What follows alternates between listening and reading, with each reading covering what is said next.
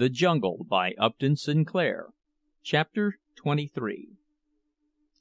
Early in the fall Jurgis set out for Chicago again. All the joy went out of tramping as soon as a man could not keep warm in the hay, and like many thousands of others, he deluded himself with the hope that by coming early he could avoid the rush. He brought $15 with him, hidden away in one of his shoes, a sum which had been saved from the saloon keepers, not so much by his conscience as by the fear which filled him at the thought of being out of work in the city in the winter time. He traveled upon the railroad with several other men, hiding in freight cars at night, and liable to be thrown off at any time, regardless of the speed of the train. When he reached the city he left the rest, for he had money and they did not, and he meant to save himself in this fight. He would bring to it all the skill that practice had brought him, and he would stand whoever fell. On fair nights he would sleep in the park, or on a truck, or an empty barrel or box, and when it was rainy or cold he would stow himself upon a shelf in a 10-cent lodging-house, or pay 3 cents for the privileges of a squatter in a tenement hallway. He would eat at free lunches, 5 cents a meal, and never a cent more. So he might keep alive for 2 months or more, and in that time he would surely find a job. He would have to bid farewell to his summer cleanliness, of course, for he would come out of the first night's lodging with his clothes alive with vermin. There was no place in the city where he could wash even his face, unless he went down to the lakefront, and there it would soon be all ice. First he went to the steel mill and the harvester works, and found that his places there had been filled long ago. He was careful to keep away from the stockyards. He was a single man now, he told himself, and he meant to stay one, to have his wages for his own when he got a job. He began the long, weary round of factories and warehouses, tramping all day from one end of the city to the other, finding everywhere from 10 to 100 men ahead of him. He watched the newspapers, too, but no longer was he to be taken in by smooth-spoken agents. He had been told of all those tricks while on the road. In the end it was through a newspaper that he got a job, after nearly a month of seeking. It was a call for 100 laborers, and though he thought it was a fake, he went because the place was nearby.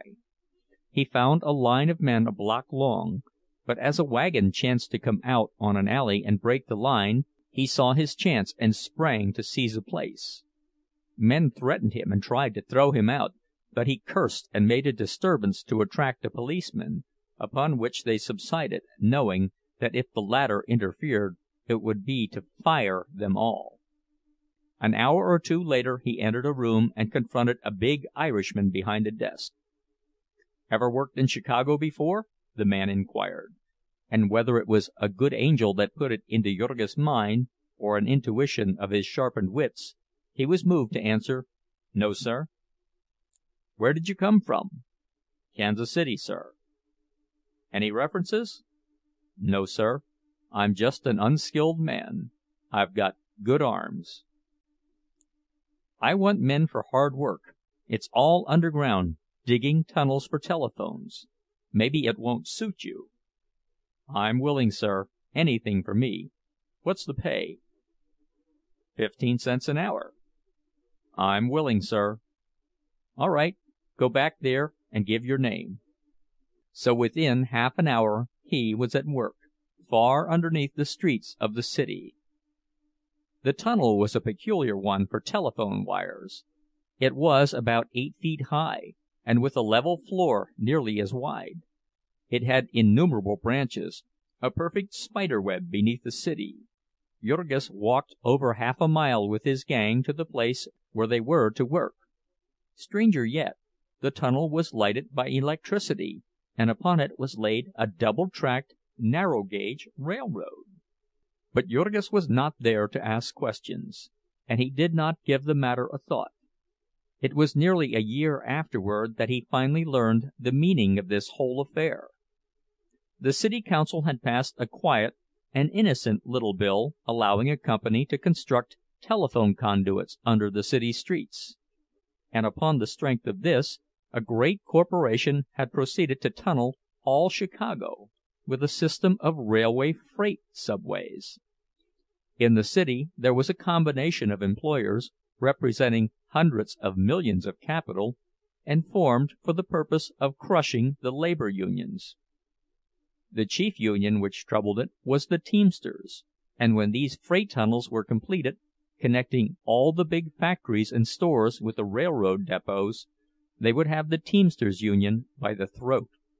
Now and then there were rumors and murmurs in the board of aldermen, and once there was a committee to investigate, but each time another small fortune was paid over and the rumors died away, until at last the city woke up with a start to find the work completed. There was a tremendous scandal, of course. It was found that the city records had been falsified, and other crimes committed, and some of Chicago's big capitalists got into jail, figuratively speaking. The aldermen declared that they had had no idea of it all, in spite of the fact that the main entrance to the work had been in the rear of the saloon of one of them. It was in a newly opened cut that Jurgis worked, and so he knew that he had an all-winter job.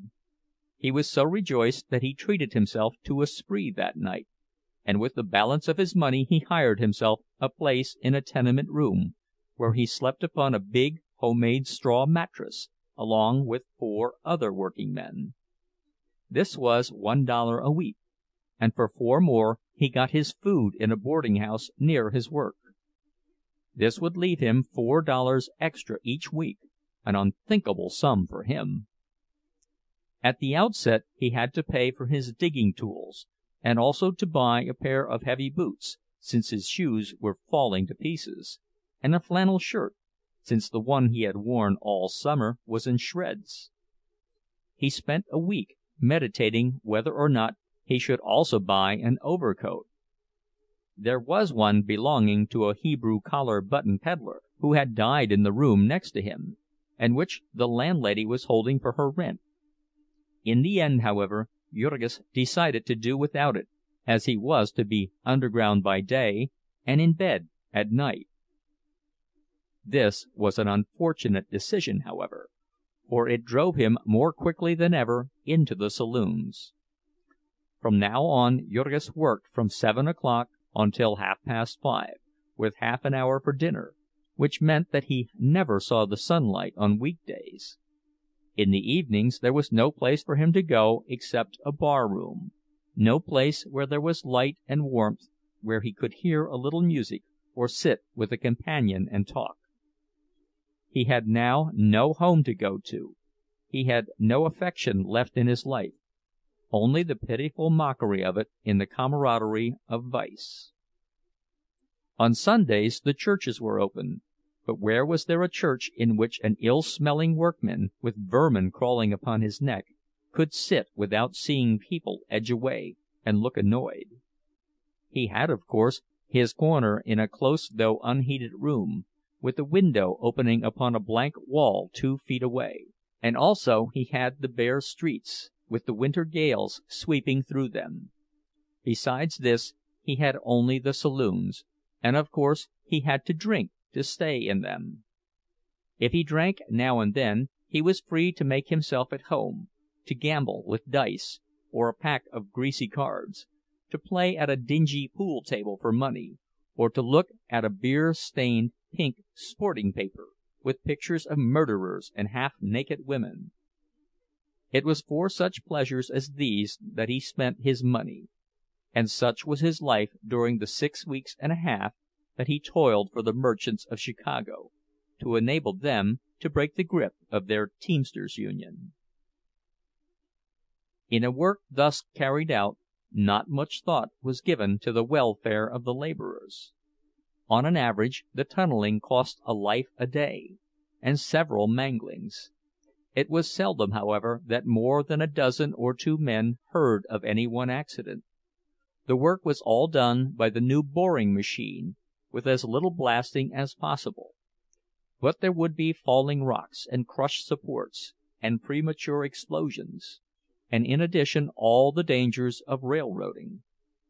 So it was that one night, as Jurgis was on his way out with his gang, an engine and a loaded car dashed round one of the innumerable right-angle branches and struck him upon the shoulder, hurling him against the concrete wall and knocking him senseless. When he opened his eyes again, it was to the clanging of the bell of an ambulance. He was lying in it, covered by a blanket, and it was threading its way slowly through the holiday shopping crowds. They took him to the county hospital, where a young surgeon set his arm. Then he was washed and laid upon a bed in a ward with a score or two more of maimed and mangled men. Jurgis spent his Christmas in this hospital, and it was the pleasantest Christmas he had had in America. Every year there were scandals and investigations in this institution, the newspapers charging that doctors were allowed to try fantastic experiments upon the patients. But Jurgis knew nothing of this. His only complaint was that they used to feed him upon tinned meat, which no man who had ever worked in Packingtown would feed to his dog. Jurgis had often wondered just who ate the canned corned beef and roast beef of the stockyards. Now he began to understand that it was what you might call graft meat, put up to be sold to public officials and contractors, and eaten by soldiers and sailors, prisoners and inmates of institutions, shantymen, and gangs of railroad laborers. Jurgis was ready to leave the hospital at the end of 2 weeks. This did not mean that his arm was strong and that he was able to go back to work, but simply that he could get along without further attention, and that his place was needed for someone worse off than he. That he was utterly helpless and had no means of keeping himself alive in the meantime was something which did not concern the hospital authorities, nor anyone else in the city. As it chanced, he had been hurt on a Monday, and had just paid for his last week's board and his room rent, and spent nearly all the balance of his Saturday's pay. He had less than 75 cents in his pockets, and $1.50 due him for the day's work he had done before he was hurt. He might possibly have sued the company and got some damages for his injuries, but he did not know this, and it was not the company's business to tell him. He went and got his pay and his tools, which he left in a pawnshop for 50 cents. Then he went to his landlady, who had rented his place and had no other place for him, and then to his boarding-house keeper, who looked him over and questioned him. As he must certainly be helpless for a couple of months, and had boarded there only 6 weeks, she decided very quickly that it would not be worth the risk to keep him on trust. So Jurgis went out into the streets in a most dreadful plight. It was bitterly cold, and a heavy snow was falling, beating into his face. He had no overcoat, and no place to go, and $2.65 in his pocket, with the certainty that he could not earn another cent for months. The snow meant no chance to him now. He must walk along and see others shoveling, vigorous and active, and he with his left arm bound to his side. He could not hope to tide himself over by odd jobs of loading trucks. He could not even sell newspapers or carry satchels, because he was now at the mercy of any rival. Words could not paint the terror that came over him as he realized all this. He was like a wounded animal in the forest. He was forced to compete with his enemies upon unequal terms. There would be no consideration for him because of his weakness. It was no one's business to help him in such distress, to make the fight the least bit easier for him. Even if he took to begging, he would be at a disadvantage, for reasons which he was to discover in good time. In the beginning he could not think of anything except getting out of the awful cold. He went into one of the saloons he had been wont to frequent and bought a drink, and then stood by the fire shivering and waiting to be ordered out. According to an unwritten law, The buying a drink included the privilege of loafing for just so long; then one had to buy another drink or move on. That Jurgis was an old customer entitled him to a somewhat longer stop, but then he had been away 2 weeks, and was evidently on the bum. He might plead and tell his hard luck story, but that would not help him much. A saloon keeper who was to be moved by such means would soon have his place jammed to the doors with hoboes on a day like this. So Jurgis went out into another place and paid another nickel. He was so hungry this time that he could not resist the hot beef stew, an indulgence which cut short his stay by a considerable time. When he was again told to move on, he made his way to a tough place in the Levee district, where now and then he had gone with a certain rat-eyed Bohemian workman of his acquaintance, seeking a woman. It was Jurgis' vain hope that here the proprietor would let him remain as a sitter. In low-class places in the dead of winter, saloon-keepers would often allow 1 or 2 forlorn-looking bums who came in covered with snow or soaked with rain to sit by the fire and look miserable to attract customers. A working man would come in feeling cheerful after his day's work was over, and it would trouble him to have to take his glass with such a sight under his nose, and so he would call out, "Hello, bub, what's the matter? You look as if you've been up against it." And then the other would begin to pour out some tale of misery, and the man would say, "Come have a glass, and maybe that'll brace you up." And so they would drink together, and if the tramp was sufficiently wretched-looking or good enough at the gab, they might have 2, and if they were to discover that they were from the same country, or had lived in the same city, or worked at the same trade, they might sit down at a table and spend an hour or 2 in talk, and before they got through the saloon-keeper would have taken in $1. All of this might seem diabolical, but the saloon-keeper was in no wise to blame for it. He was in the same plight as the manufacturer who has to adulterate and misrepresent his product. If he does not, someone else will. And the saloon-keeper, unless he is also an alderman, is apt to be in debt to big brewers, and on the verge of being sold out. The market for sitters was glutted that afternoon, however, and there was no place for Jurgis.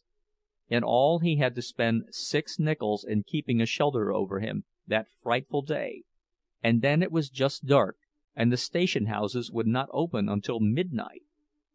At the last place, however, there was a bartender who knew him and liked him, and let him doze at one of the tables until the boss came back. And also, as he was going out, the man gave him a tip. On the next block there was a religious revival of some sort, with preaching and singing, and hundreds of hoboes would go there for the shelter and warmth. Jurgis went straight away, and saw a sign hung out, saying that the door would open at 7:30. Then he walked, or half ran, a block, and hid a while in a doorway, and then ran again, and so on until the hour. At the end he was all but frozen, and fought his way in with the rest of the throng, at the risk of having his arm broken again, and got close to the big stove. By 8 o'clock the place was so crowded that the speakers ought to have been flattered. The aisles were filled halfway up, and at the door men were packed tight enough to walk upon. There were 3 elderly gentlemen in black upon the platform, and a young lady who played the piano in front. First they sang a hymn, and then one of the 3, a tall, smooth-shaven man, very thin, and wearing black spectacles, began an address. Jurgis heard smatterings of it, for the reason that terror kept him awake. He knew that he snored abominably, and to have been put out just then would have been like a sentence of death to him. The evangelist was preaching sin and redemption, the infinite grace of God and his pardon for human frailty. He was very much in earnest, and he meant well, but Jurgis, as he listened, found his soul filled with hatred. What did he know about sin and suffering, with his smooth black coat and his neatly starched collar, his body warm and his belly full and money in his pocket, and lecturing men who were struggling for their lives, men at the death grapple with the demon powers of hunger and cold. This, of course, was unfair, but Jurgis felt that these men were out of touch with the life they discussed, that they were unfitted to solve its problems. Nay, they themselves were part of the problem. They were part of the order established that was crushing men down and beating them. They were of the triumphant and insolent possessors. They had a hall, and a fire, and food, and clothing, and money, and so they might preach to hungry men, and the hungry men must be humble and listen. They were trying to save their souls, and who but a fool could fail to see that all that was the matter with their souls was that they had not been able to get a decent existence for their bodies? At 11 the meeting closed, and the desolate audience filed out into the snow, muttering curses upon the few traders who had got repentance and gone up on the platform. It was yet an hour before the station house would open, and Jurgis had no overcoat, and was weak from a long illness. During that hour he nearly perished. He was obliged to run hard to keep his blood moving at all, and then he came back to the station house and found a crowd blocking the street before the door. This was in the month of January, 1904, when the country was on the verge of hard times, and the newspapers were reporting the shutting down of factories every day. It was estimated that 1.5 million men were thrown out of work before the spring. So all the hiding places of the city were crowded, and before that station house door men fought and tore each other like savage beasts. When at last the place was jammed and they shut the doors, half the crowd was still outside, and Jurgis, with his helpless arm, was among them. There was no choice then but to go to a lodging-house and spend another dime. It really broke his heart to do this at 12:30 o'clock, after he had wasted the night at the meeting and on the street. He would be turned out of the lodging-house promptly at 7. They had the shelves which served as bunks so contrived that they could be dropped, and any man who was slow about obeying orders could be tumbled to the floor. This was one day, and the cold spell lasted for 14 of them. At the end of 6 days, every cent of Jurgis' money was gone, and then he went out on the streets to beg for his life. He would begin as soon as the business of the city was moving. He would sally forth from a saloon, and after making sure there was no policeman in sight, would approach every likely-looking person who passed him, telling his woeful story and pleading for a nickel or a dime. Then, when he got one, he would dart round the corner and return to his base to get warm. And his victim, seeing him do this, would go away, vowing that he would never give a cent to a beggar again. The victim never paused to ask where else Jurgis could have gone under the circumstances, where he, the victim, would have gone. At the saloon Jurgis could not only get more food, and better food than he could buy in any restaurant for the same money, but a drink in the bargain to warm him up. Also, he could find a comfortable seat by a fire, and could chat with a companion until he was as warm as toast. At the saloon, too, he felt at home. Part of the saloon-keeper's business was to offer a home and refreshments to beggars in exchange for the proceeds of their foragings. And was there anyone else in the city who would do this? Would the victim have done it himself? Poor Jurgis might have been expected to make a successful beggar. He was just out of the hospital, and desperately sick-looking, and with a helpless arm. Also he had no overcoat, and shivered pitifully. But alas, it was again the case of the honest merchant who finds that the genuine and unadulterated article is driven to the wall by the artistic counterfeit. Jurgis, as a beggar, was simply a blundering amateur in competition with well-organized and scientific professionalism. He was just out of the hospital, but the story was worn threadbare, and how could he prove it? He had his arm in a sling, and it was a device a regular beggar's little boy would have scorned. He was pale and shivering, but they were made up with cosmetics, and had studied the art of chattering their teeth. As to his being without an overcoat, among them you would meet men you could swear had on nothing but a ragged linen duster and a pair of cotton trousers, so cleverly had they concealed the several suits of all wool underwear beneath. Many of these professional mendicants had comfortable homes, and families, and thousands of dollars in the bank. Some of them had retired upon their earnings, and gone into the business of fitting out and doctoring others, or working children at the trade. There were some who had both their arms bound tightly to their sides, and padded stumps in their sleeves, and a sick child hired to carry a cup for them. There were some who had no legs, and pushed themselves upon a wheeled platform; some who had been favored with blindness, or were led by pretty little dogs. Some less fortunate had mutilated themselves, or burned themselves, or had brought horrible sores upon themselves with chemicals.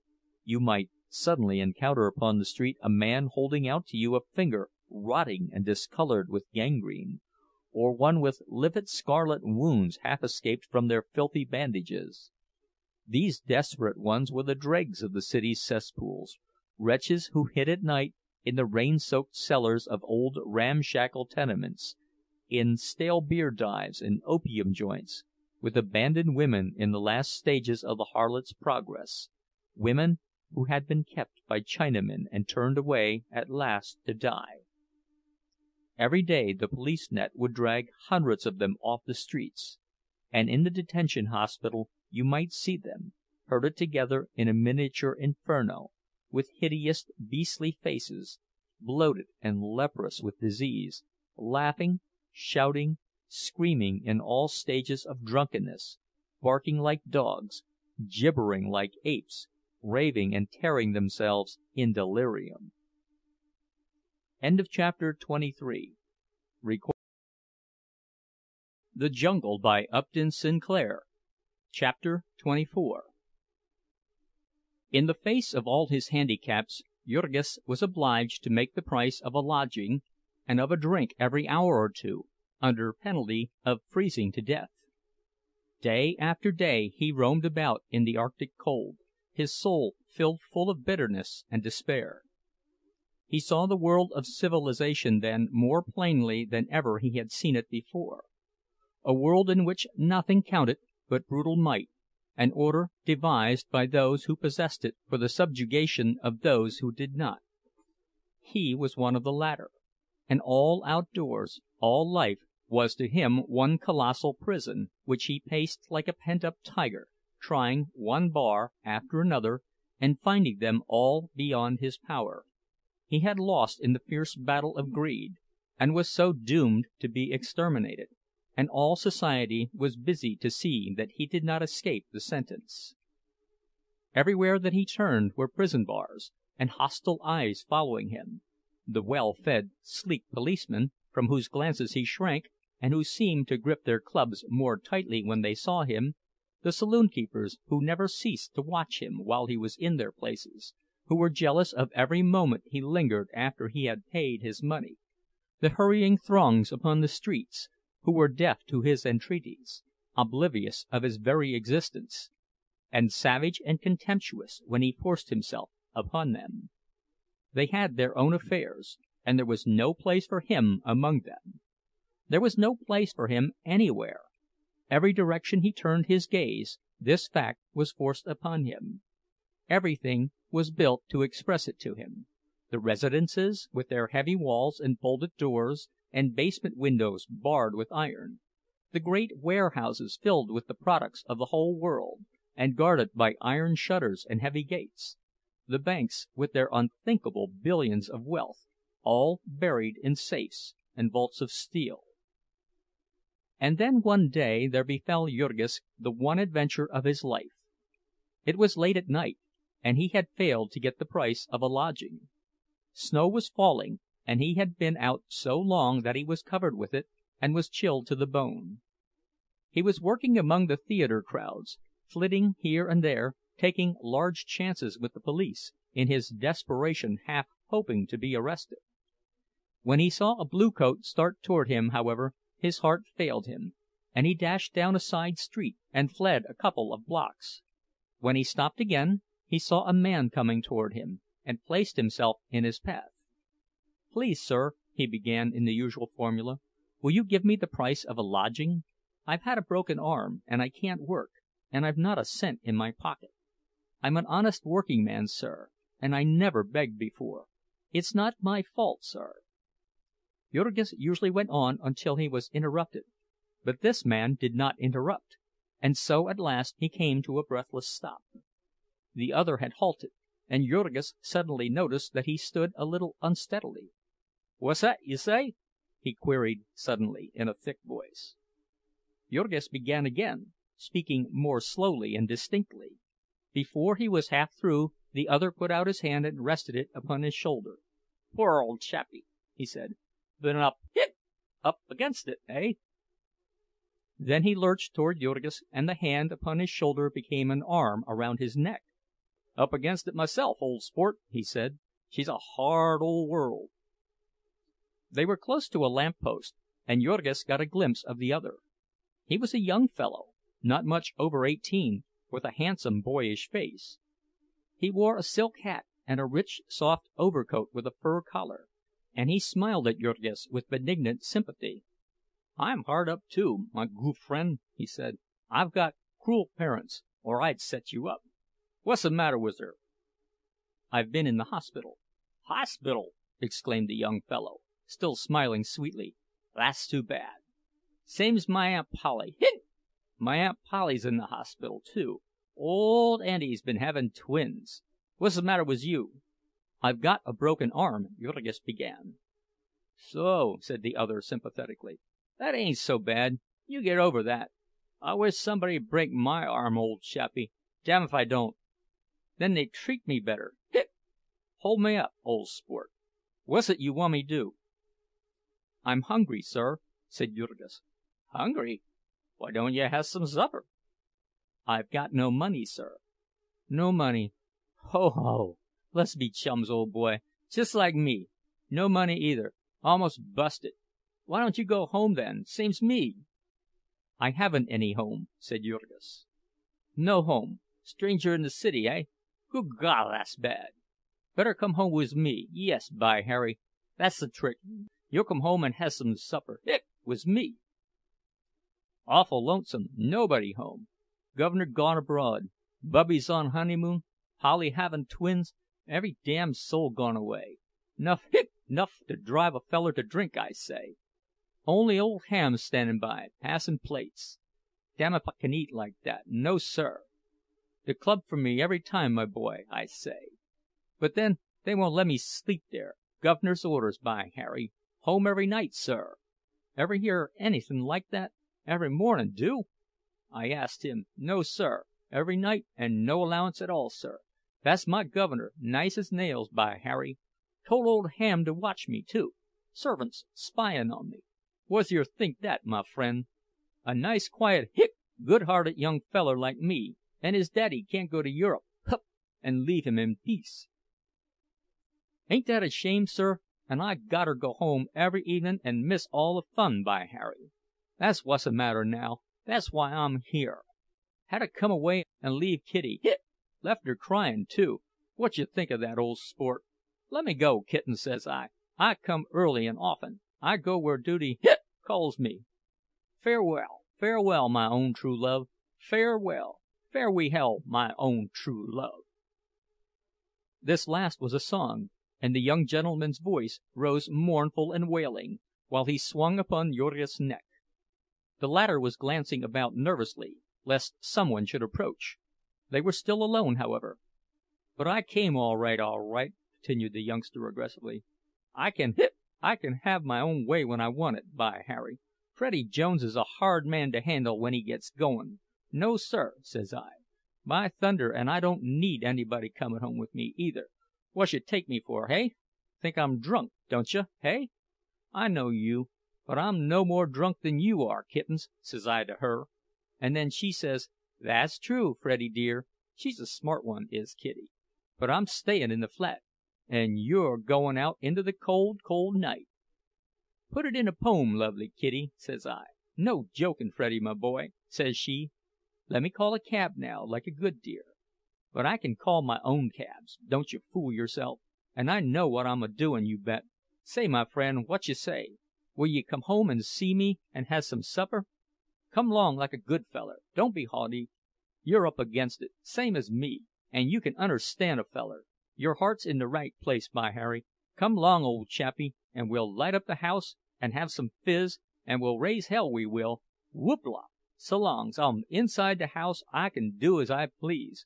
The guv'ner's own very orders, by God! Hip, hip!"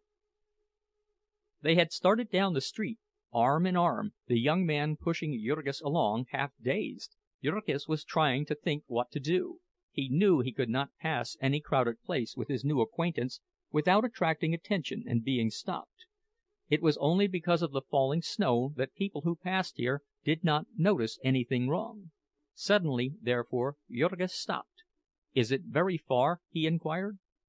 "Not very," said the other. "Tired are you, though? Well, we'll ride. What you say? Good! Call a cab." And then, gripping Jurgis tight with one hand, the young fellow began searching his pockets with the other. "You call, old sport, and I'll pay," he suggested. "How's that, hey?" And he pulled out from somewhere a big roll of bills. It was more money than Jurgis had ever seen in his life before, and he stared at it with startled eyes. "Looks like a lot, hey?" said Master Freddie, fumbling with it. "Fool you, though, old chappie, they're all little ones. I'll be busted in one more week, sure thing, word of honor. And not a cent more till the first governor's orders. Not a cent, by Harry. 'Nough to set a feller crazy, it is. I sent him a cable this afternoon. That's one reason more why I'm going home. Hangin' on the verge of starvation, I says, for the honor of the family. Send me some bread. Hunger will compel me to join you, Freddie.' That's what I wired him, by Harry, and I mean it. I'll run away from school, b'God, if he don't send me some." After this fashion the young gentleman continued to prattle on, and meantime Jurgis was trembling with excitement. He might grab that wad of bills and be out of sight in the darkness before the other could collect his wits. Should he do it? What better had he to hope for, if he waited longer? But Jurgis had never committed a crime in his life, and now he hesitated half a second too long. Freddie got one bill loose, and then stuffed the rest back into his trousers pocket. "Here, old man," he said, "you take it." He held it out, fluttering. They were in front of a saloon, and by the light of the window Jurgis saw that it was $100 bill. "You take it," the other repeated. "Pay the cabbie, and keep the change. I've got no head for business. Guv'ner says so hisself, and the guv'ner knows. The guv'ner's got a head for business, you bet. 'All right, Guv'ner,' I told him, 'you run the show, and I'll take the tickets.' And so he set Aunt Polly to watch me. And now Polly's off in the hospital, having twins, and me out raisin' Cain. Hello there! Hey, call him!" A cab was driving by, and Jurgis sprang and called it, and it swung round to the curb. Master Freddie clambered in with some difficulty, and Jurgis had started to follow when the driver shouted, "Hi there! Get out, you!" Jurgis hesitated, and was half obeying, but his companion broke out, "What's that? What's the matter wiz you, hey?" And the cabbie subsided, and Jurgis climbed in. Then Freddie gave a number on the Lake Shore Drive, and the carriage started away. The youngster leaned back and snuggled up to Jurgis, murmuring contentedly. In half a minute he was sound asleep. Jurgis sat shivering, speculating as to whether he might not still be able to get hold of the roll of bills. He was afraid to try to go through his companion's pockets, however, and besides, the cabbie might be on the watch. He had the 100 safe, and he would have to be content with that.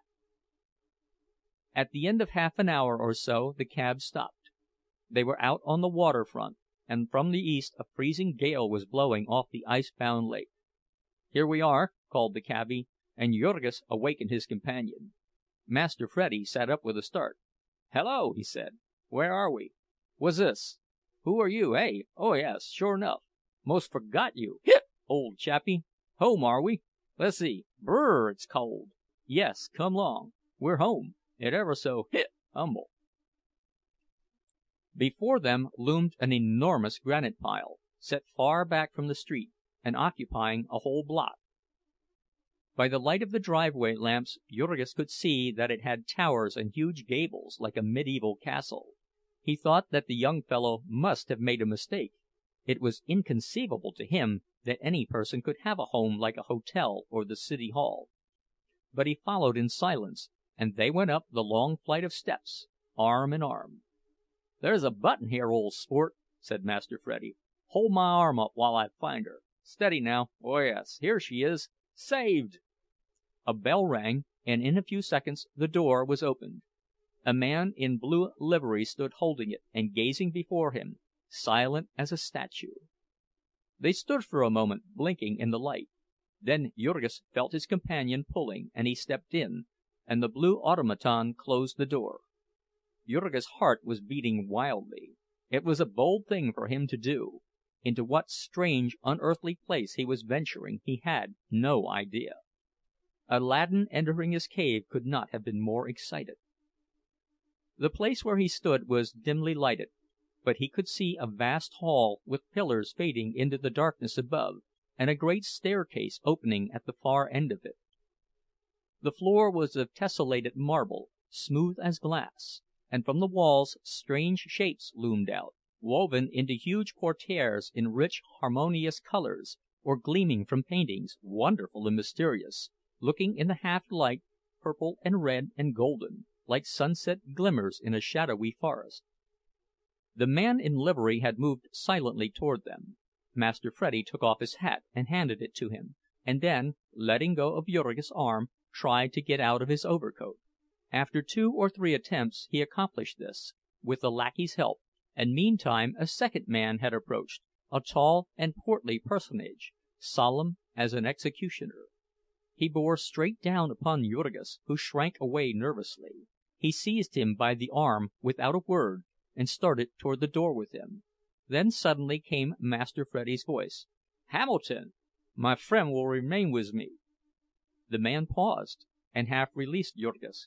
"Come on, old chappie," said the other, and Jurgis started toward him. "Master Frederick!" exclaimed the man. "See that the cabby is paid," was the other's response, and he linked his arm in Jurgis'.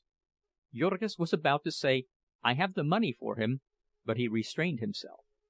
The stout man in uniform signaled to the other, who went out to the cab while he followed Jurgis and his young master. They went down the great hall and then turned. Before them were 2 huge doors. "Hamilton?" said Master Freddie. "Well, sir?" said the other. "What's the matter with the dining-room doors?" "Nothing is the matter, sir." "Then why don't you open 'em?" The man rolled them back. Another vista lost itself in the darkness. "Lights!" commanded Master Freddie, and the butler pressed a button, and a flood of brilliant incandescence streamed from above, half blinding Jurgis.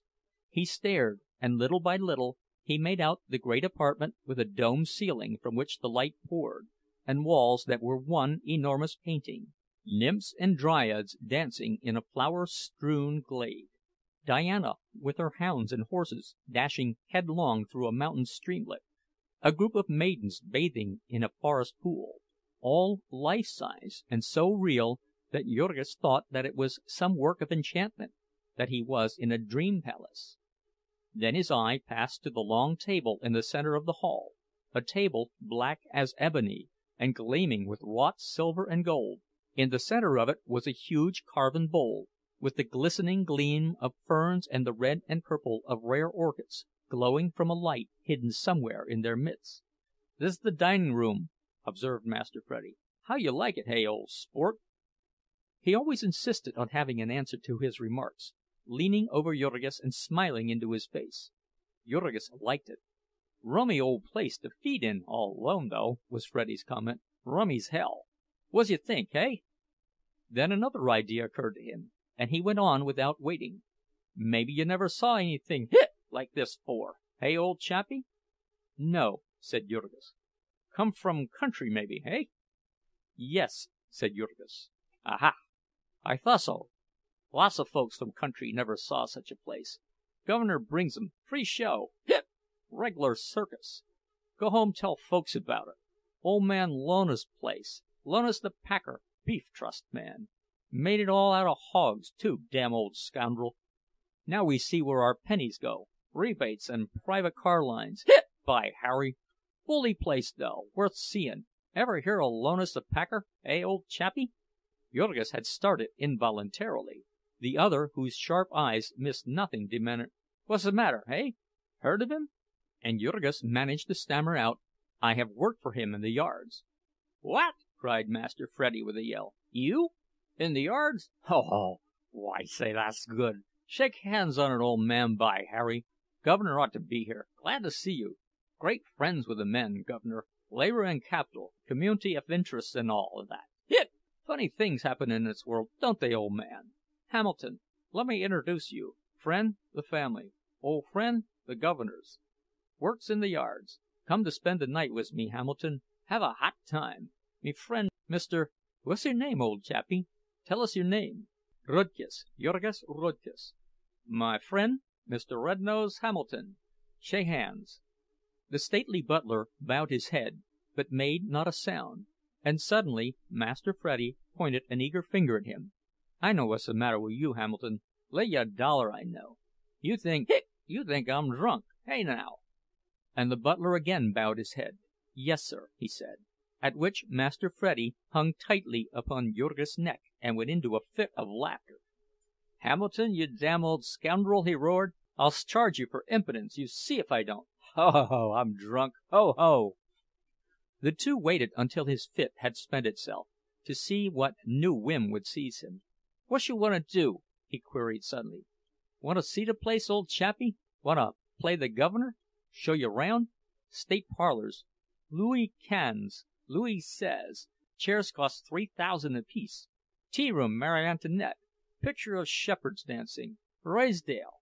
23,000. Ballroom. Balcony pillars. Hink! Imported. Special ship. 68,000. Ceiling painted in Rome. What's that feller's name, Hamilton? Mattoni, Macaroni. Then this place. Silver Bowl. Benvenuto Cellini. Rummy old Dago. And the organ.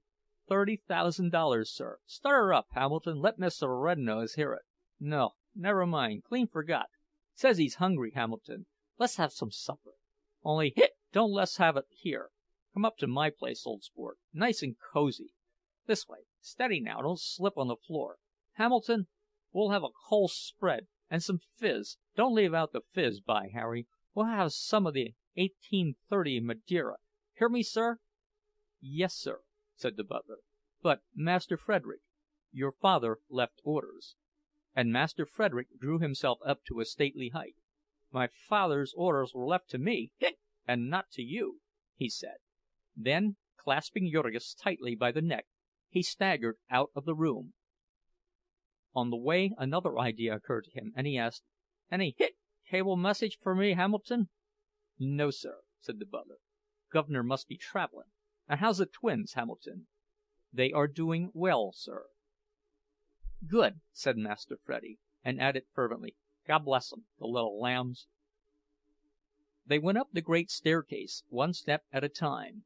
At the top of it there gleamed at them out of the shadows the figure of a nymph crouching by a fountain, a figure ravishingly beautiful, the flesh warm and glowing with the hues of life. Above was a huge court, with domed roof, the various apartments opening into it. The butler had paused below but a few minutes to give orders, and then followed them. Now he pressed a button, and the hall blazed with light. He opened a door before them, and then pressed another button as they staggered into the apartment. It was fitted up as a study. In the center was a mahogany table covered with books and smokers' implements. The walls were decorated with college trophies and colors, flags, posters, photographs, and knickknacks, tennis rackets, canoe paddles, golf clubs, and polo sticks. An enormous moose head with horns 6 feet across faced a buffalo head on the opposite wall, while bear and tiger skins covered the polished floor. There were lounging chairs and sofas, window seats covered with soft cushions of fantastic designs. There was one corner fitted in Persian fashion, with a huge canopy and a jeweled lamp beneath.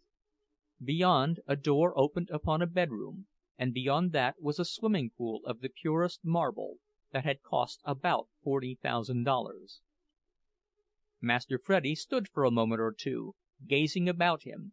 Then out of the next room a dog emerged, a monstrous bulldog, the most hideous object that Jurgis had ever laid eyes upon.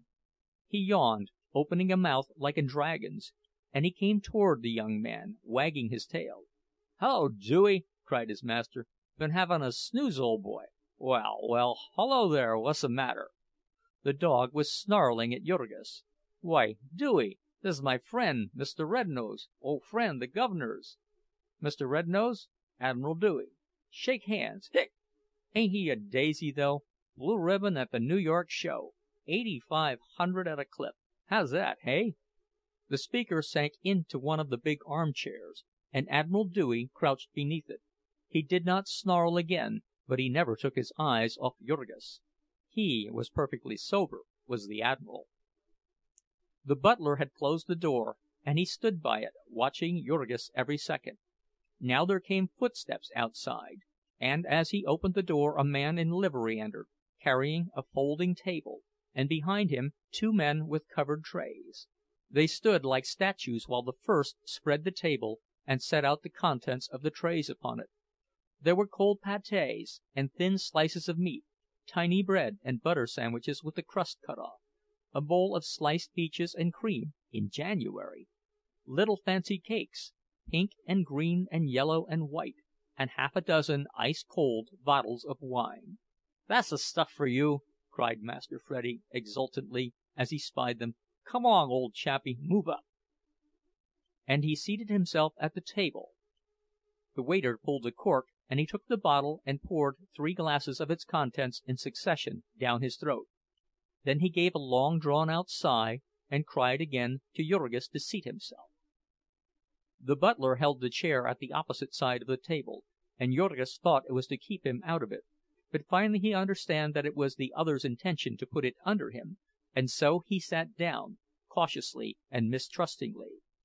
Master Freddie perceived that the attendants embarrassed him, and he remarked with a nod to them, "You may go."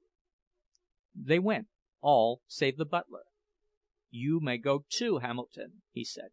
"Master Frederick," the man began. "Go!" cried the youngster angrily. "Damn you, don't you hear me?" The man went out and closed the door. Jurgis, who was as sharp as he, observed that he took the key out of the lock, in order that he might peer through the keyhole. Master Frederick turned to the table again. "Now," he said, "go for it." Jurgis gazed at him doubtingly. "Eat!" cried the other. "Pile in, old chappie!" "Don't you want anything?" Jurgis asked. "Ain't hungry," was the reply. "Only thirsty. Kitty and me had some candy. You go on." So Jurgis began without further parley. He ate as with 2 shovels, his fork in one hand and his knife in the other. When he once got started, his wolf hunger got the better of him, and he did not stop for breath until he had cleared every plate. "Gee whiz!" said the other, who had been watching him in wonder. Then he held Jurgis the bottle. "Let's see you drink now," he said, and Jurgis took the bottle and turned it up to his mouth, and a wonderfully unearthly liquid ecstasy poured down his throat, tickling every nerve of him, thrilling him with joy. He drank the very last drop of it, and then he gave vent to a long-drawn "Ah!" "Good stuff, eh?" said Freddie sympathetically. He had leaned back in the big chair, putting his arm behind his head, and gazing at Jurgis. And Jurgis gazed back at him. He was clad in spotless evening dress, was Freddie, and looked very handsome. He was a beautiful boy, with light golden hair and the head of an Antinous. He smiled at Jurgis confidingly, and then started talking again, with his blissful insouciance. This time he talked for 10 minutes at a stretch, and in the course of the speech he told Jurgis all of his family history. His big brother Charlie was in love with the guileless maiden who played the part of Little Bright Eyes in the Caliph of Kamskatka. He had been on the verge of marrying her once, only the governor had sworn to disinherit him, and had presented him with a sum that would stagger the imagination, and that had staggered the virtue of Little Bright Eyes. Now Charlie had got leave from college, and had gone away in his automobile on the next best thing to a honeymoon. The governor had made threats to disinherit another of his children also, Sister Gwendolen, who had married an Italian marquis with a string of titles and a dueling record. They lived in his chateau, or rather had, until he had taken to firing the breakfast dishes at her. Then she had cabled for help, and the old gentleman had gone over to find out what were his Grace's terms. So they had left Freddie all alone, and he with less than $2,000 in his pocket. Freddie was up in arms, and meant serious business, as they would find out in the end. If there was no other way of bringing them to terms, he would have his kittens wire that she was about to marry him, and see what happened then. So the cheerful youngster rattled on, until he was tired out. He smiled his sweetest smile at Jurgis, and then closed his eyes sleepily. Then he opened them again, and smiled once more, and finally closed them, and forgot to open them. For several minutes Jurgis sat perfectly motionless, watching him, and reveling in the strange sensation of the champagne. Once he stirred, and the dog growled. After that he sat almost holding his breath, until after a while the door of the room opened softly, and the butler came in. He walked toward Jurgis upon tiptoe, scowling at him, and Jurgis rose up and retreated, scowling back. So until he was against the wall, and then the butler came close and pointed to the door. "Get out of here," he whispered. Jurgis hesitated, giving a glance at Freddie, who was snoring softly. "If you do, you son of a—" hissed the butler, "I'll mash in your face for you before you get out of here." And Jurgis wavered but an instant more.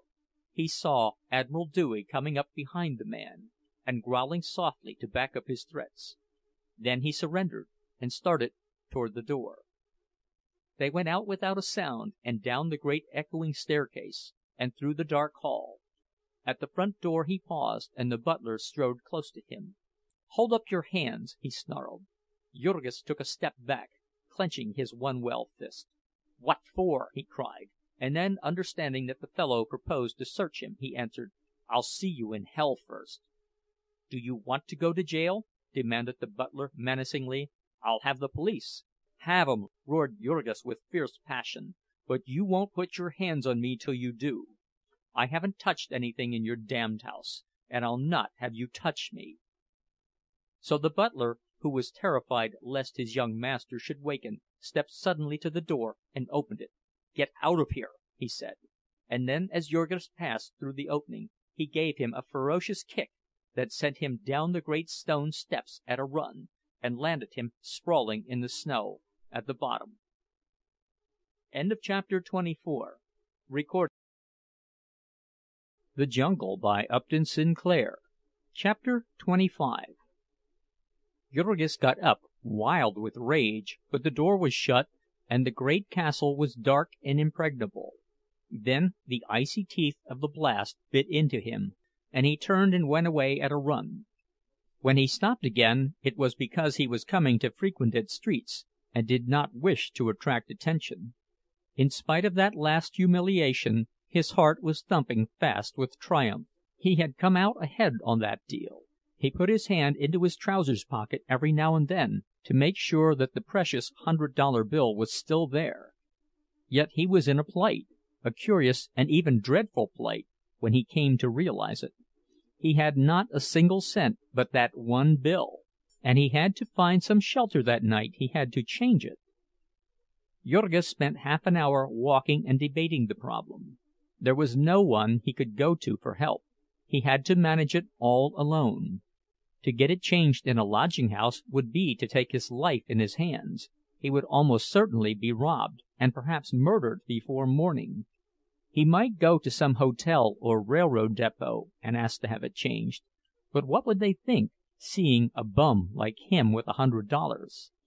He would probably be arrested if he tried it, and what story could he tell? On the morrow Freddie Jones would discover his loss, and there would be a hunt for him, and he would lose his money. The only other plan he could think of was to try in a saloon. He might pay them to change it, if it could not be done otherwise. He began peering into places as he walked. he passed several as being too crowded, and then finally, chancing upon one where the bartender was all alone, he gripped his hands in sudden resolution and went in. "Can you change me $100 bill?" he demanded. The bartender was a big husky fellow, with the jaw of a prize fighter, and a 3 weeks' stubble of hair upon it. He stared at Jurgis. "What's that you say?" he demanded. "I said, could you change me $100 bill?" "Where'd youse get it?" he asked incredulously. "Never mind," said Jurgis. "I've got it, and I want it changed. I'll pay you if you'll do it." The other stared at him hard. "Let me see it," he said. "Will you change it?" Jurgis demanded, gripping it tightly in his pocket. "How the hell can I know if it's good or not?" retorted the bartender. "Whatcher take me for, hey?" Then Jurgis slowly and warily approached him. He took out the bill and fumbled it for a moment, while the man stared at him with hostile eyes across the counter. Then finally he handed it over. The other took it and began to examine it. He smoothed it between his fingers and held it up to the light. He turned it over and upside down and edgewise. It was new and rather stiff, and that made him dubious. Jurgis was watching him like a cat all the time. "Humph!" he said finally, and gazed at the stranger, sizing him up.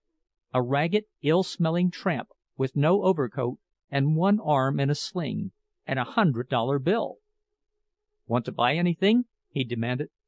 "Yes," said Jurgis. "I'll take a glass of beer." "All right," said the other. "I'll change it." And he put the bill in his pocket and poured Jurgis out a glass of beer and set it on the counter. Then he turned to the cash register and punched up 5 cents and began to pull money out of the drawer. Finally he faced Jurgis, counting it out: 2 dimes, a quarter, and 50 cents. "There," he said. For a second Jurgis waited, expecting to see him turn again. "My $99," he said. "What $99?" demanded the bartender. "My change!" he cried. "The rest of my 100." "Go on," said the bartender. "You're nutty." And Jurgis stared at him with wild eyes. For an instant horror reigned in him, black, paralyzing, awful horror, clutching him at the heart. And then came rage, in surging, blinding floods. He screamed aloud and seized the glass and hurled it at the other's head. The man ducked, and it missed him by half an inch.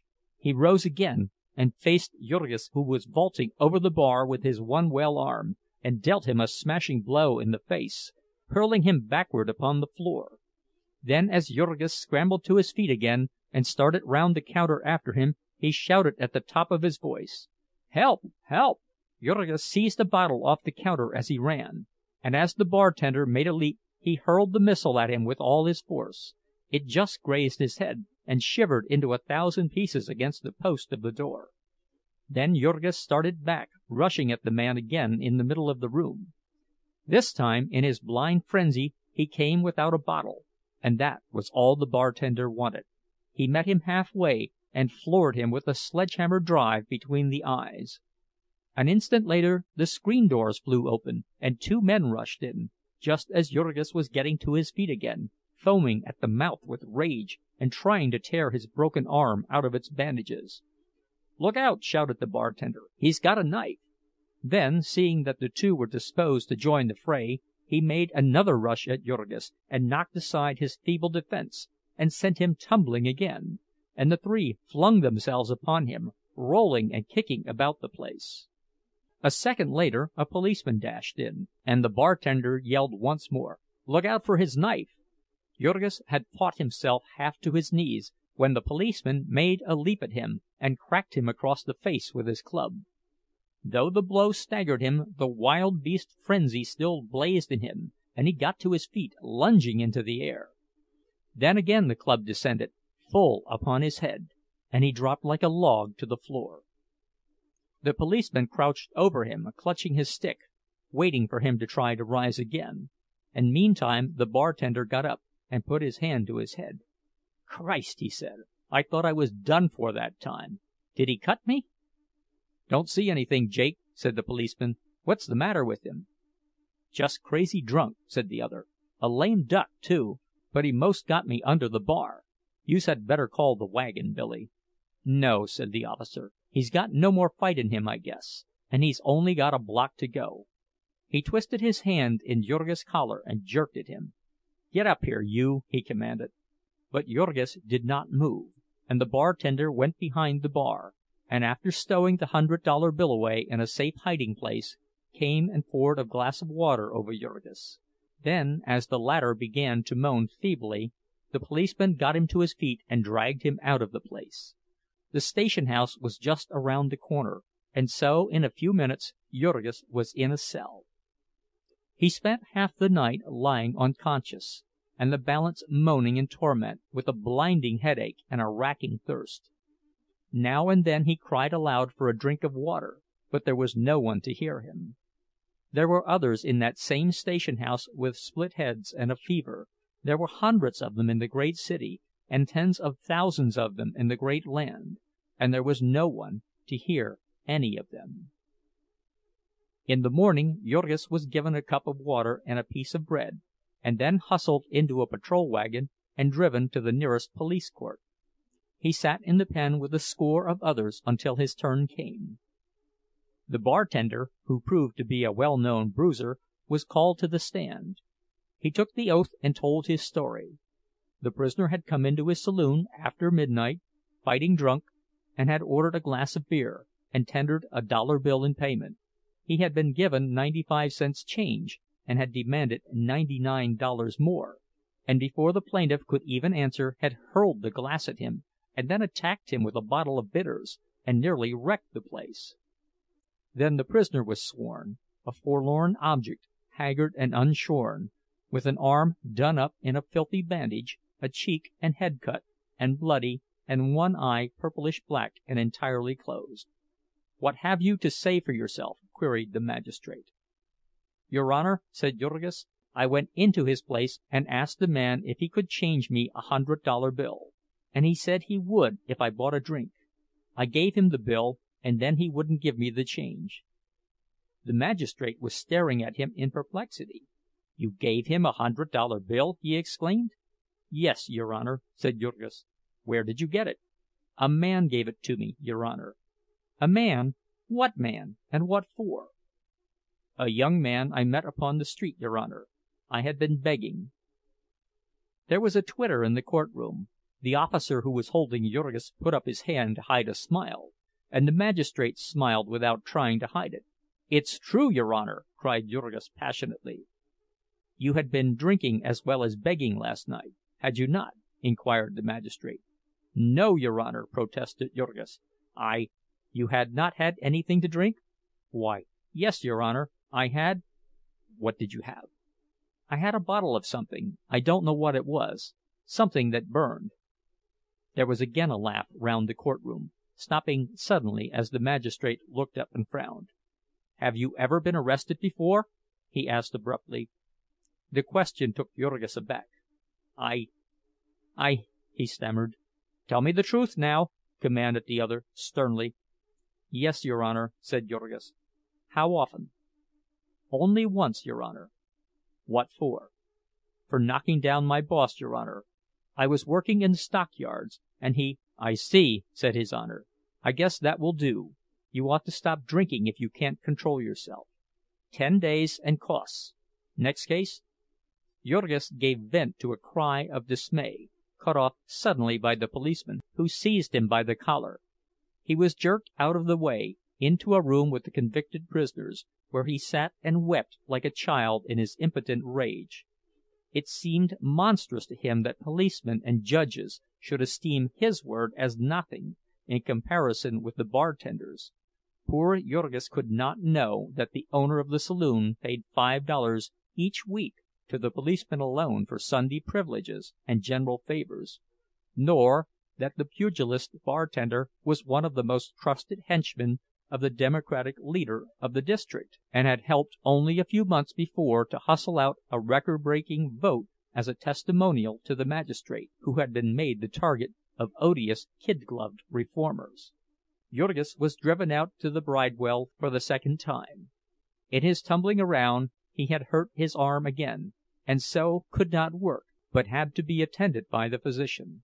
Also his head and his eye had to be tied up, and so he was a pretty-looking object when, the second day after his arrival, he went out into the exercise court and encountered Jack Duane.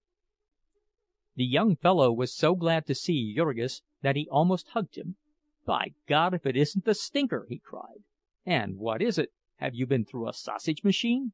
"No," said Jurgis, "but I've been in a railroad wreck and a fight." And then, while some of the other prisoners gathered round, he told his wild story.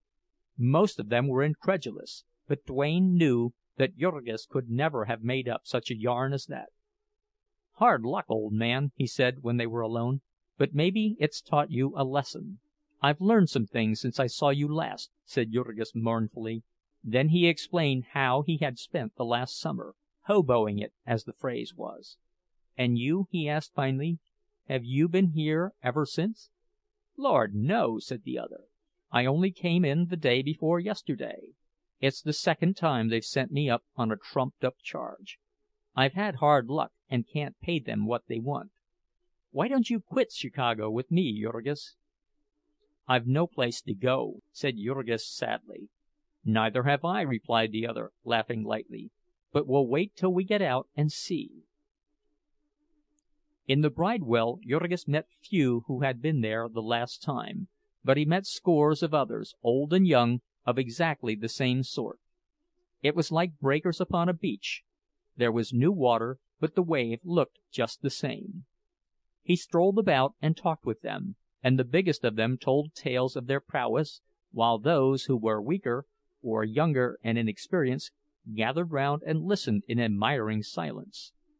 The last time he was there, Jurgis had thought of little but his family, but now he was free to listen to these men, and to realize that he was one of them, that their point of view was his point of view, and that the way they kept themselves alive in the world was the way he meant to do it in the future. And so, when he was turned out of prison again, without a penny in his pocket, he went straight to Jack Duane. He went full of humility and gratitude, for Duane was a gentleman, and a man with a profession, and it was remarkable that he should be willing to throw in his lot with a humble working-man, one who had even been a beggar and a tramp. Jurgis could not see what help he could be to him, but he did not understand that a man like himself, who could be trusted to stand by anyone who was kind to him, was as rare among criminals as among any other class of men. The address Jurgis had was a garret room in the Ghetto district, the home of a pretty little French girl, Duane's mistress, who sewed all day and eked out her living by prostitution. He had gone elsewhere, she told Jurgis. He was afraid to stay there now, on account of the police. The new address was a cellar dive, whose proprietor said that he had never heard of Duane, but after he had put Jurgis through a catechism, he showed him a back stairs which led to a fence in the rear of a pawnbroker's shop, and thence to a number of assignation rooms, in one of which Duane was hiding. Duane was glad to see him. He was without a cent of money, he said, and had been waiting for Jurgis to help him get some. He explained his plan.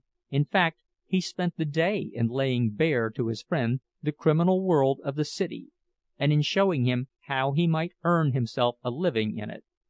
That winter he would have a hard time, on account of his arm, and because of an unwonted fit of activity of the police.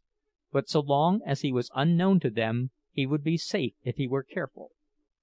Here at Papa Hanson's, so they called the old man who kept the dive, he might rest at ease, for Papa Hanson was square, would stand by him so long as he paid, and gave him an hour's notice if there were to be a police raid.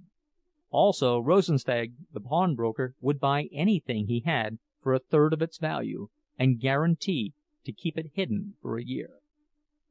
There was an oil stove in the little cupboard of a room, and they had some supper, and then about 11 o'clock at night they sallied forth together, by a rear entrance to the place, Duane armed with a slingshot. They came to a residence district, and he sprang up a lamp-post and blew out the light, and then the two dodged into the shelter of an area step and hid in silence. Pretty soon a man came by, a working man. and they let him go. Then, after a long interval, came the heavy tread of a policeman, and they held their breath till he was gone. Though half frozen, they waited a full quarter of an hour after that, and then again came footsteps, walking briskly. Duane nudged Jurgis, and the instant the man had passed, they rose up. Duane stole out as silently as a shadow, and a second later Jurgis heard a thud and a stifled cry. He was only a couple of feet behind, and he leaped to stop the man's mouth, while Duane held him fast by the arms as they had agreed. But the man was limp and showed a tendency to fall, and so Jurgis had only to hold him by the collar, while the other with swift fingers went through his pockets, ripping open first his overcoat, and then his coat, and then his vest, searching inside and out, and transferring the contents into his own pockets. At last, after feeling of the man's fingers and in his necktie, Duane whispered, "That's all," and they dragged him to the area and dropped him in. Then Jurgis went one way, and his friend the other, walking briskly. The latter arrived first, and Jurgis found him examining the swag. There was a gold watch, for one thing, with a chain and locket. There was a silver pencil and a matchbox, and a handful of small change, and finally a card case. This last Duane opened feverishly. There were letters and checks, and 2 theater tickets, and at last, in the back part, a wad of bills. He counted them. There was a 20, 5 tens, 4 fives, and 3 ones. Duane drew a long breath. "That lets us out," he said. After further examination, they burned the card case and its contents, all but the bills, and likewise the picture of a little girl in the locket. Then Duane took the watch and trinkets downstairs, and came back with $16.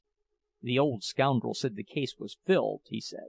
"It's a lie, but he knows I want the money." They divided up the spoils, and Jurgis got as his share $55 and some change. He protested that it was too much, but the other had agreed to divide even. That was a good haul, he said, better than average. When they got up in the morning, Jurgis was sent out to buy a paper. One of the pleasures of committing a crime was the reading about it afterward. "I had a pal that always did it," Duane remarked, laughing, until one day he read that he had left $3,000 in a lower inside pocket of his party's vest. There was a half-column account of the robbery. It was evident that a gang was operating in the neighborhood, said the paper, for it was the third within a week, and the police were apparently powerless.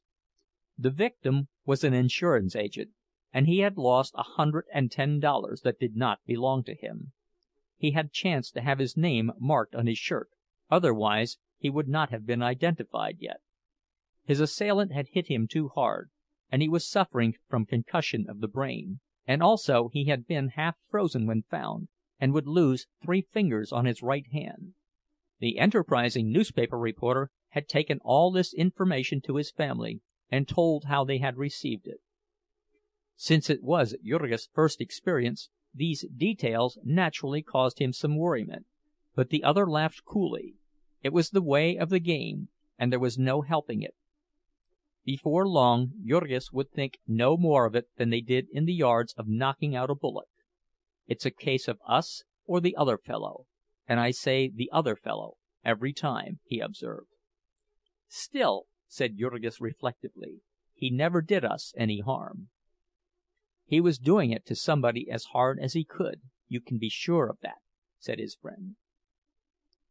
Duane had already explained to Jurgis that if a man of their trade were known, he would have to work all the time to satisfy the demands of the police. Therefore, it would be better for Jurgis to stay in hiding and never be seen in public with his pal. But Jurgis soon got very tired of staying in hiding. In a couple of weeks he was feeling strong and beginning to use his arm, and then he could not stand it any longer.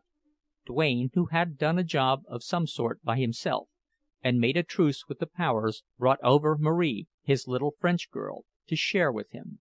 But even that did not avail for long, and in the end he had to give up arguing and take Jurgis out and introduce him to the saloons and sporting houses where the big crooks and hold-up men hung out. And so Jurgis got a glimpse of the high-class criminal world of Chicago. The city, which was owned by an oligarchy of businessmen, being nominally ruled by the people, a huge army of graft was necessary for the purpose of effecting the transfer of power. Twice a year, in the spring and fall elections, millions of dollars were furnished by the businessmen and expended by this army. Meetings were held, and clever speakers were hired. Bands played, and rockets sizzled. Tons of documents and reservoirs of drinks were distributed, and tens of thousands of votes were bought for cash. And this army of graft had, of course, to be maintained the year round. The leaders and organizers were maintained by the businessmen directly, aldermen and legislators by means of bribes, party officials out of the campaign funds, lobbyists and corporation lawyers in the form of salaries, contractors by means of jobs, labor union leaders by subsidies, and newspaper proprietors and editors by advertisements.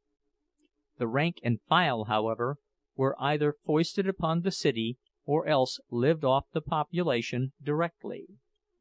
There was the police department and the fire and water departments, and the whole balance of the civil list, from the meanest office boy to the head of a city department.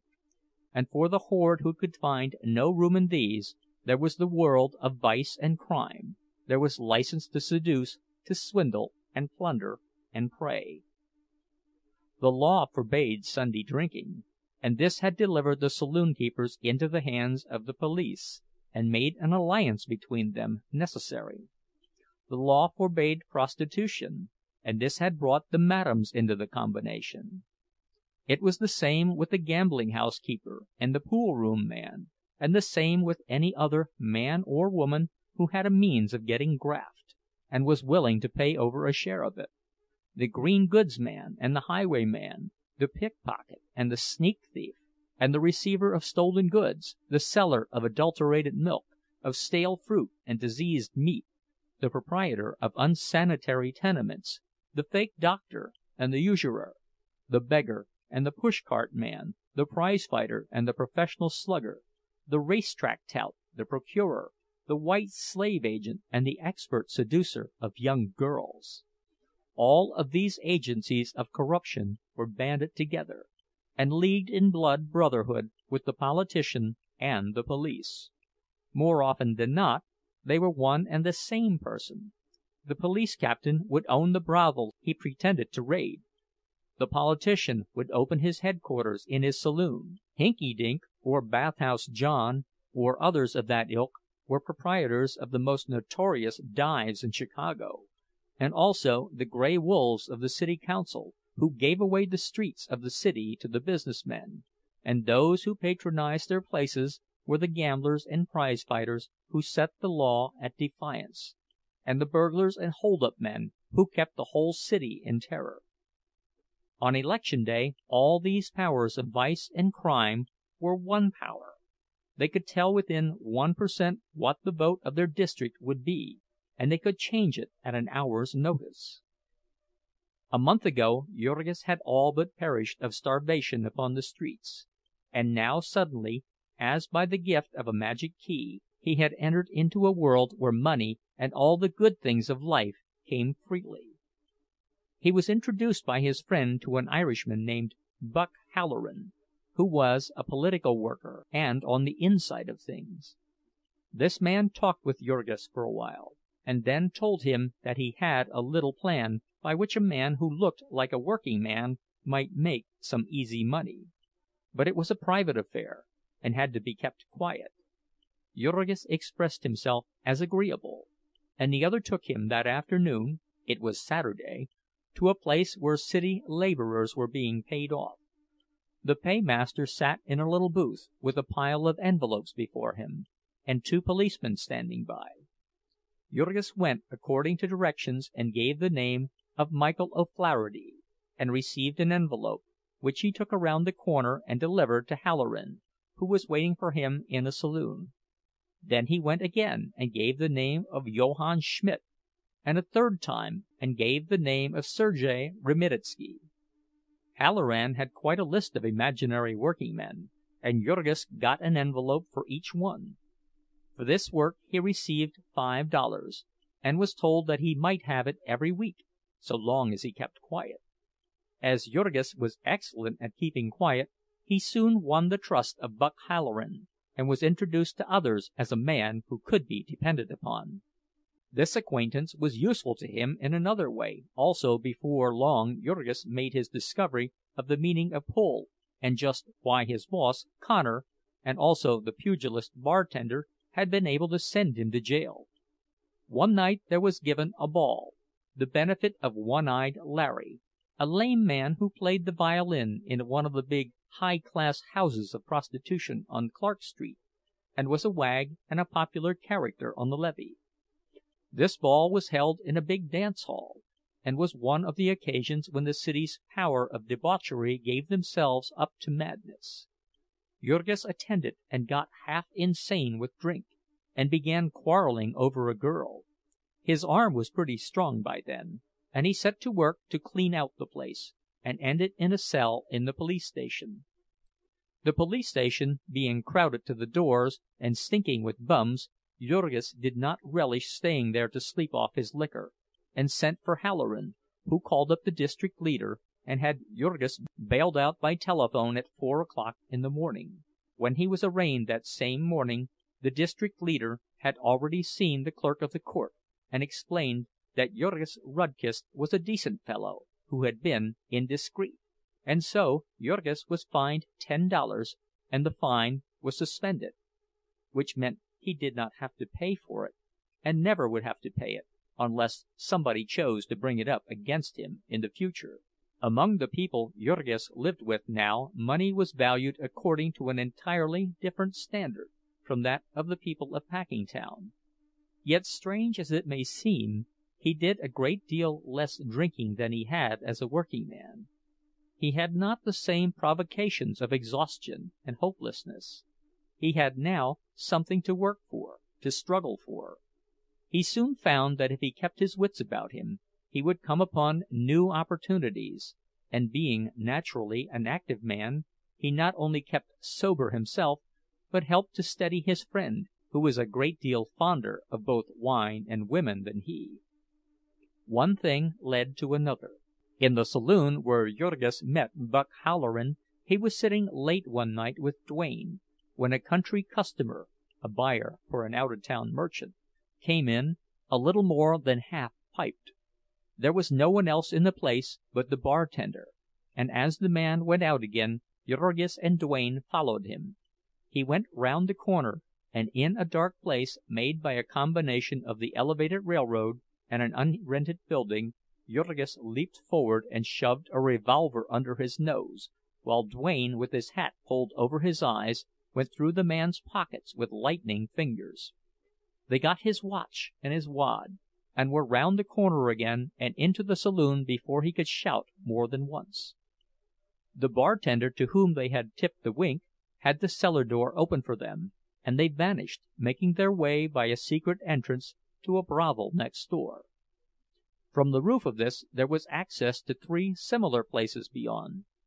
By means of these passages, the customers of any one place could be gotten out of the way, in case a falling out with the police chanced to lead to a raid. And also it was necessary to have a way of getting a girl out of reach in case of an emergency. Thousands of them came to Chicago answering advertisements for servants and factory hands, and found themselves trapped by fake employment agencies and locked up in a bawdy house. It was generally enough to take all their clothes away from them, but sometimes they would have to be doped and kept prisoners for weeks, and meantime their parents might be telegraphing the police, and even coming on to see why nothing was done. Occasionally there was no way of satisfying them but to let them search the place to which the girl had been traced. For his help in this little job, the bartender received 20 out of the $130-odd that the pair secured, and naturally this put them on friendly terms with him, and a few days later he introduced them to a little sheeny named Goldberger, one of the runners of the sporting house where they had been hidden. After a few drinks, Goldberger began with some hesitation to narrate how he had had a quarrel over his best girl with a professional card sharp, who had hit him in the jaw. The fellow was a stranger in Chicago, and if he was found some night with his head cracked there would be no one to care very much. Jurgis, who by this time would cheerfully have cracked the heads of all the gamblers in Chicago, inquired what would be coming to him, at which the Jew became still more confidential, and said that he had some tips on the New Orleans races, which he got direct from the police captain of the district, whom he had got out of a bad scrape, and who stood in with a big syndicate of horse owners. Duane took all this in at once, but Jurgis had to have the whole racetrack situation explained to him before he realized the importance of such an opportunity. There was the gigantic Racing Trust. It owned the legislatures in every state in which it did business. It even owned some of the big newspapers, and made public opinion. There was no power in the land that could oppose it, unless, perhaps, it were the Pool Room Trust. It built magnificent racing parks all over the country, and by means of enormous purses it lured the people to come, and then it organized a gigantic shell game, whereby it plundered them of hundreds of millions of dollars every year. Horse racing had once been a sport, but nowadays it was a business. A horse could be doped and doctored, undertrained or overtrained. It could be made to fall at any moment, or its gait could be broken by lashing it with the whip, which all the spectators would take to be a desperate effort to keep it in the lead.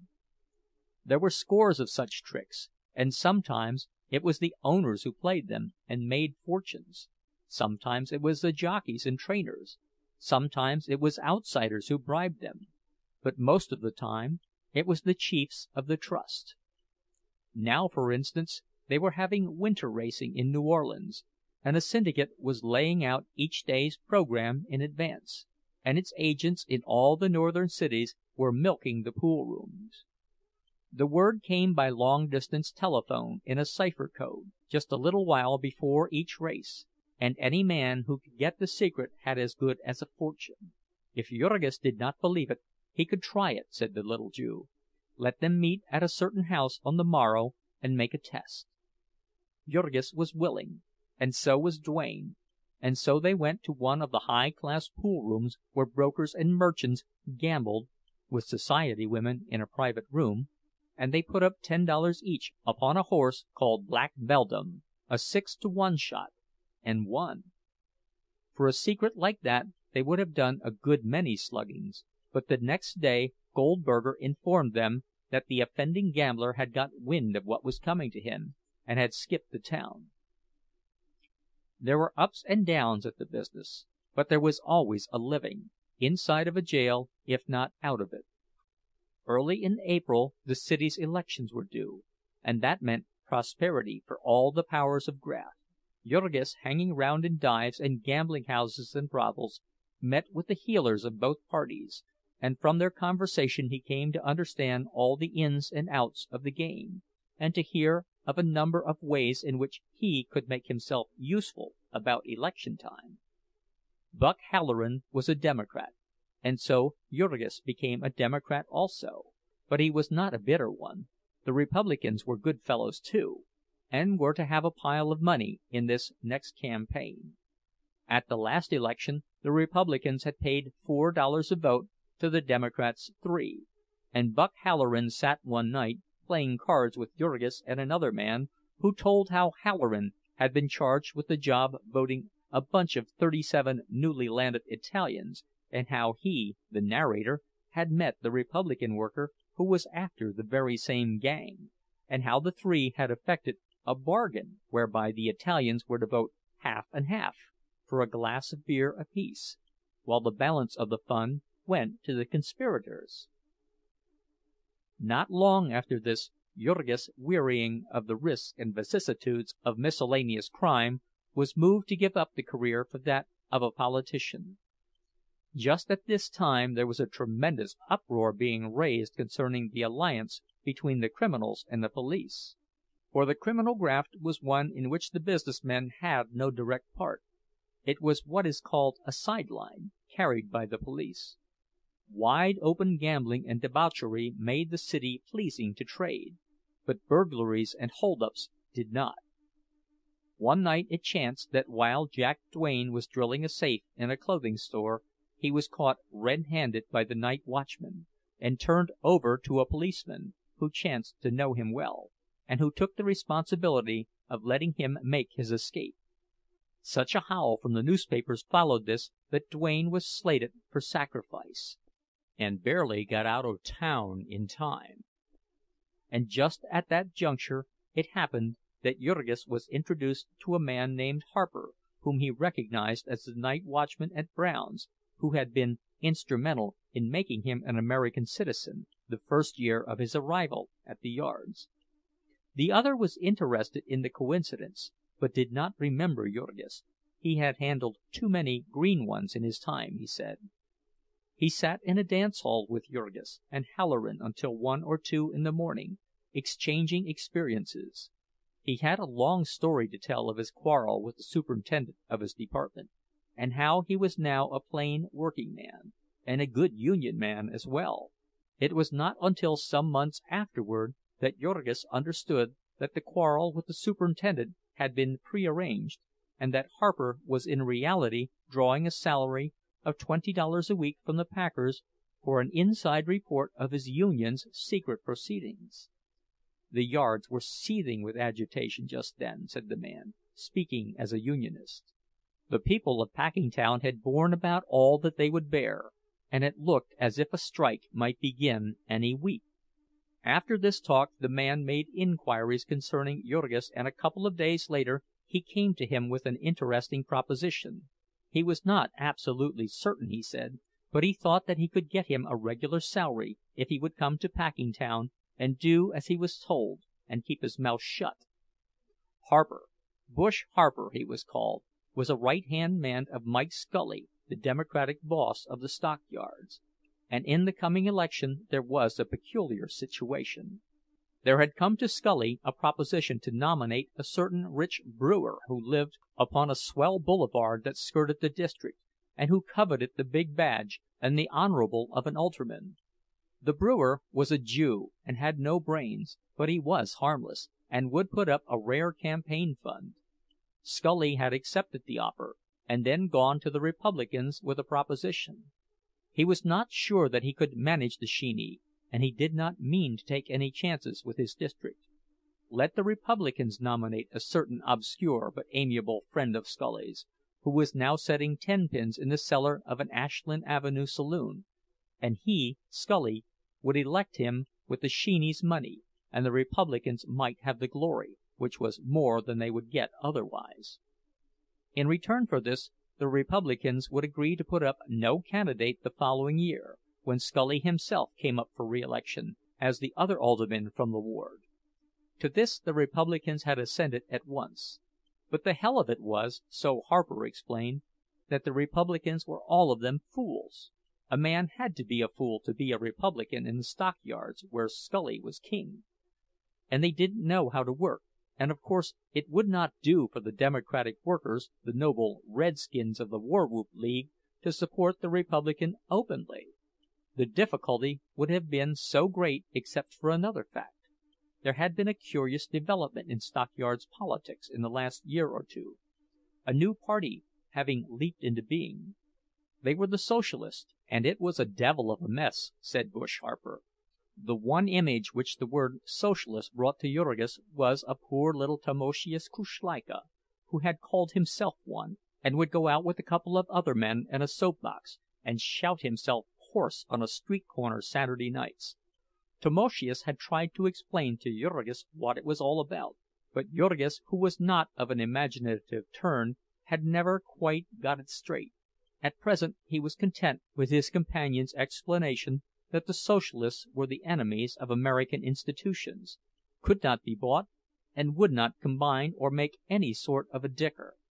Mike Scully was very much worried over the opportunity which his last deal gave to them, The stockyards Democrats were furious at the idea of a rich capitalist for their candidate, and while they were changing they might possibly conclude that a socialist firebrand was preferable to a Republican bum.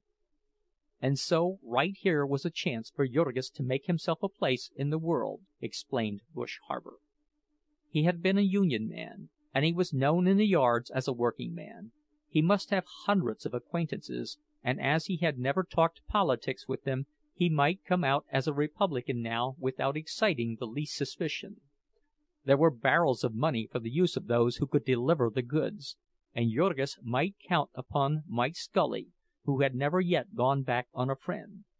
Just what could he do? Jurgis asked, in some perplexity, and the other explained in detail. To begin with, he would have to go to the yards and work, and he might not relish that, but he would have what he earned as well as the rest that came to him. He would get active in the union again, and perhaps try to get an office, as he, Harper, had. He would tell all his friends the good points of Doyle, the Republican nominee, and the bad ones of the Sheeny, and then Scully would furnish a meeting place, and he would start the Young Men's Republican Association, or something of that sort, and have the rich brewers' best beer by the hogshead, and fireworks and speeches, just like the War Whoop League. Surely Jurgis must know hundreds of men who would like that sort of fun, and there would be the regular Republican leaders and workers to help him out, and they would deliver a big enough majority on election day. When he had heard all this explanation to the end, Jurgis demanded, "But how can I get a job in Packingtown? I'm blacklisted." At which Bush Harper laughed. "I'll attend to that, all right," he said. And the other replied, "It's a go, then. I'm your man." So Jurgis went out to the stockyards again, and was introduced to the political lord of the district, the boss of Chicago's mayor. It was Scully who owned the brickyards, and the dump, and the ice pond, though Jurgis did not know it. It was Scully who was to blame for the unpaved street in which Jurgis' child had been drowned. It was Scully who had put into office the magistrate who had first sent Jurgis to jail. It was Scully who was principal stockholder in the company which had sold him the ramshackle tenement, and then robbed him of it. But Jurgis knew none of these things, any more than he knew that Scully was but a tool and puppet of the packers. To him, Scully was a mighty power, the biggest man he had ever met. He was a little dried-up Irishman whose hands shook. He had a brief talk with his visitor, watching him with his rat-like eyes, and making up his mind about him, and then he gave him a note to Mr. Harmon, one of the head managers of Durham's. "The bearer, Jurgis Rudkus, is a particular friend of mine, and I would like you to find him a good place for important reasons. He was once indiscreet, but you will perhaps be so good as to overlook that." Mr. Harmon looked up inquiringly when he read this. "What does he mean by indiscreet?" he asked. "I was blacklisted, sir," said Jurgis. At which the other frowned. "Blacklisted?" he said. "How do you mean?" And Jurgis turned red with embarrassment. He had forgotten that a blacklist did not exist. That is, I had difficulty in getting a place," he stammered. "What was the matter?" "I got into a quarrel with a foreman, not my own boss, sir, and struck him." "I see," said the other, and meditated for a few moments. "What do you wish to do?" he asked. "Anything, sir," said Jurgis, "only I had a broken arm this winter, and so I have to be careful." "How would it suit you to be a night watchman?" "That wouldn't do, sir. I have to be among the men at night." "I see. Politics. Well, would it suit you to trim hogs?" "Yes, sir," said Jurgis. And Mr. Harmon called the timekeeper and said, "Take this fellow to Pat Murphy, and tell him to find room for him somehow." And so Jurgis marched into the hog-killing room, a place where, in the days gone by, he had come begging for a job. Now he walked jauntily and smiled to himself, seeing the frown that came to the boss's face as the timekeeper said, "Mr. Harmon says to put this man on. It would overcrowd his department and spoil the record he was trying to make." But he said not a word except, "All right." And so Jurgis became a working man once more, and straightway he sought out his old friends and joined the union, and began to root for Scotty Doyle. Doyle had done him a good turn once, he explained, and was really a bully chap. Doyle was a working man himself, and would represent the working men. Why did they want to vote for a millionaire Sheeny, and what the hell had Mike Scully ever done for them that they should back his candidates all the time? And meantime Scully had given Jurgis a note to the Republican leader of the ward, and he had gone there and met the crowd he was to work with. Already they had hired a big hall, with some of the brewers' money, and every night Jurgis brought in a dozen new members of the Doyle Republican Association. Pretty soon they had a grand opening night, and there was a brass band which marched through the streets, and fireworks and bombs and red lights in front of the hall, and there was an enormous crowd with 2 overflow meetings, so that the pale and trembling candidate had to recite 3 times over the little speech which one of Scully's henchmen had written, and which he had been a month learning by heart. Best of all, the famous and eloquent Senator Spareshanks, presidential candidate, rode out in an automobile to discuss the sacred privileges of American citizenship, and protection and prosperity for the American working man. His inspiring address was quoted to the extent of half a column in all the morning newspapers, which also said that it could be stated upon excellent authority that the unexpected popularity developed by Doyle, the Republican candidate for alderman, was giving great anxiety to Mr. Scully, the chairman of the Democratic City Committee. The chairman was still more worried when the monster torchlight procession came off, with the members of the Doyle Republican Association all in red capes and hats, and free beer for every worker in the ward, the best beer ever given away in a political campaign, as the whole electorate testified. During this parade, and at innumerable cart-tail meetings as well, Jurgis labored tirelessly. He did not make any speeches, there were lawyers and other experts for that, but he helped to manage things, distributing notices and posting placards and bringing out the crowds. And when the show was on he attended to the fireworks and the beer. Thus, in the course of the campaign, he handled many hundreds of dollars of the Hebrew brewers' money, administering it with naive and touching fidelity. Toward the end, however, he learned that he was regarded with hatred by the rest of the boys, because he compelled them either to make a poorer showing than he or to do without their share of the pie. After that, Jurgis did his best to please them, and to make up for the time he had lost before he discovered the extra bungholes of the campaign barrel. He pleased Mike Scully also. On election morning he was out at 4 o'clock, getting out the vote. He had a 2-horse carriage to ride in, and he went from house to house for his friends, and escorted them in triumph to the polls. He voted half a dozen times himself, and voted some of his friends as often. He brought bunch after bunch of the newest foreigners, Lithuanians, Poles, Bohemians, and Slovaks, and when he had put them through the mill, he turned them over to another man to take to the next polling place. When Jurgis first set out, the captain of the precinct gave him $100, and 3 times in the course of the day he came for another 100, and not more than 25 out of each lot got stuck in his own pocket. The balance all went for actual votes, and on a day of Democratic landslides they elected Scotty Doyle, the ex-10-pin setter, by nearly 1,000 plurality. And beginning at 5 o'clock in the afternoon, and ending at 3 the next morning, Jurgis treated himself to a most unholy and horrible jag. Nearly everyone else in Packingtown did the same, however, for there was universal exultation over this triumph of popular government, this crushing defeat of an arrogant plutocrat by the power of the common people. End of chapter 25. Recording